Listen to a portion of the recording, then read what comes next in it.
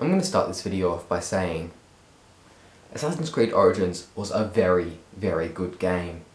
And the DLC, even though it was released a week early for Xbox players, just brought so much more into the game.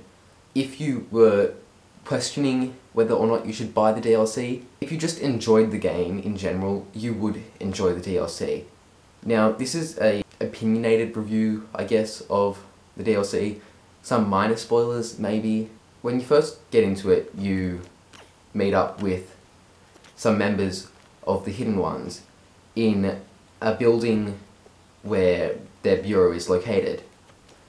I'm not sure why, but because of story reasons, it burns down and they move to a different location.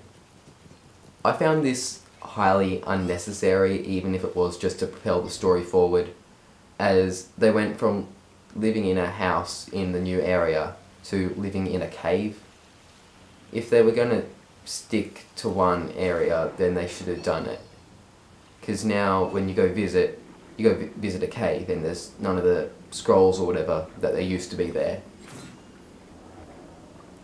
The story was also a big thing with the new update.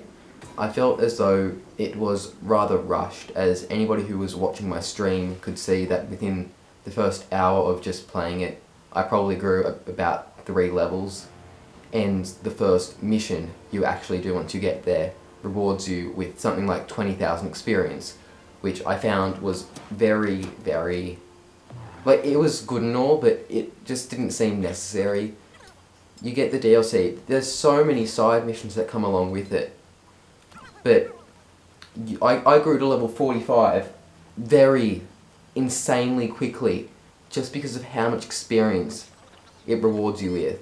I feel as though the level cap should have been set to level 50 instead of 45 just because of this reason. Another thing to speak of is the weapons and everything that comes along with it, because when playing throughout the, I don't know, hour, 2 hour story of the Hidden Ones DLC, you probably receive about 5 weapons throughout that time, maybe, depending how hard you're looking. But the problem is, they're not good weapons at all. You probably get like 2, I've gotten probably 2 legendary weapons from this, and they aren't really any better than any of the weapons that I already had, even with them being at level 40, the weapons I already had. That's a big problem for me. If you're going to bring in a higher level, then the weapons that you should find should be able to compete with the ones you currently have and have obtained. The story was, as I said, it was rushed, but it was rather good. Even though you only had 5 levels to work with realistically, it was still good how the story still gave you a challenge, and with each boss of such that you faced, it was still difficult to go and kill them. The one where you were on the boats, for example, trying to kill the dude on there, it took me 3 or 4 times to do it just because I had to find the right way to go, instead of going and either trying to kill everybody first and then him, or go and kill him first and then everybody, because the timing just didn't play out right. I feel as though the final mission didn't make much sense, as you were going and killing the leader of the rebels just because he was killing civilians. I feel that that was what it was. It wasn't really explained that much. It was sort of the quality over quantity, but I feel as though it should have been quantity with some quality in it. It wasn't really much of either. There was not a lot to take out of it. It was good. It gives you a lot to do other than just exploring the normal Egypt. I have to give it that much.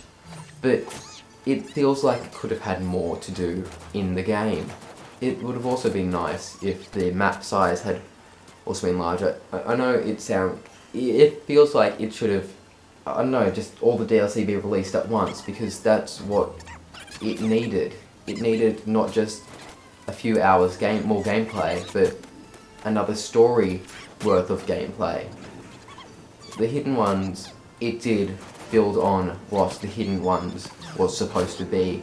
It brought in the introduction of how it came to be. We see that Bayek is the one that brought in the rule that we do not harm civilians or those who do not need to be killed. There's that, but it still doesn't answer the question as to why we don't see him in other games, or he's not mentioned at all, really. It still leaves so much to be answered that I feel there could have been answered in this. And with the time gap between when the actual game takes place and when the DLC takes place, there's so much missing. We see in the DLC the son of the Scarab, who has risen up and formed his Shadows of the Scarab men who are like the Phylax who came to kill you, but there's only 2 of them this time. And they were both rather really easy to kill, as it just took me sitting there with a light bow shooting arrows at them to kill them. It wasn't all that much to do. And once you found him, you got in a fist fight with him, and then just recruited him to join the Hidden Ones. I mean, sure, and all, it's better than killing him, but it's some sort of redemption to him, I guess.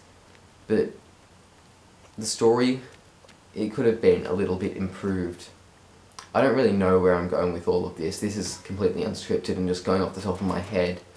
But it was good to have more of a story and more things to do in the game, even though it was a rather small area to do it in. If they had expanded the area, put in a few more quests, maybe made it a little bit more difficult to level up, it would have been a lot better. But it's good. I'm going to give it that much. If you enjoyed the game, you will enjoy this. There's nothing to complain about with it if you are just looking for something extra to play in the game. But if we're having to wait till March to get the next bit of DLC, it'd be nice if they had actually given us enough in it to do, to wait until March. It's a small map, small gameplay, small amount of levels to grow. Pick or choose. I enjoyed it, or what I have played of it, so let me know what you think of it. And for all your PlayStation people, I'm very sorry.